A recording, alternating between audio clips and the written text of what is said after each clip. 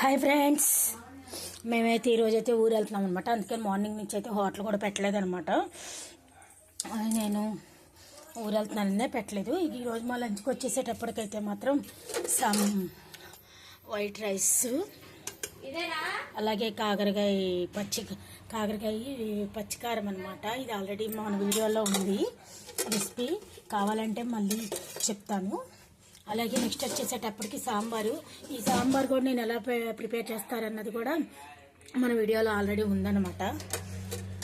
Next వచ్చేసేటప్పటికైతే బెండకాయ fry. Morning అయితే దోశలు వేసుకున్నాం అనమాట.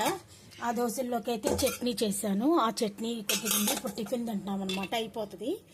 అలాగే ఇది మార్నింగ్ దోశల పిండి కొద్దిగా ఉందన్నమాట. గుంత పొంగనాలు వేద్దాం అనుకుంటే మా వారు గుంత పొంగనాలు వదిలే ఈవినింగ్ స్నాక్స్కి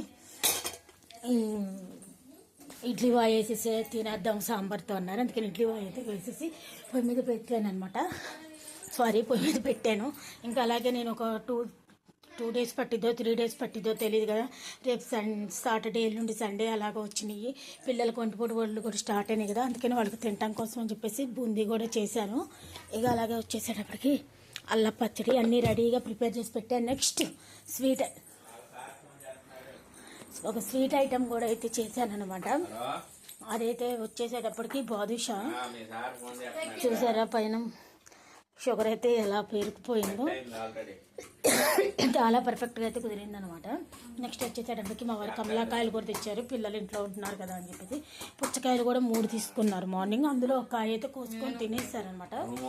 ఇవైతే ఆలూ బజ్జీ, మిక్చర్ చేయంగా కొద్దిగా పిండి ఉంటే అందులో కొద్దిగా ఆలూ బజ్జీ అని ఉల్లిపాయ బజ్జీ అయితే వేస్తాను. మీరైతే please like and subscribe friends.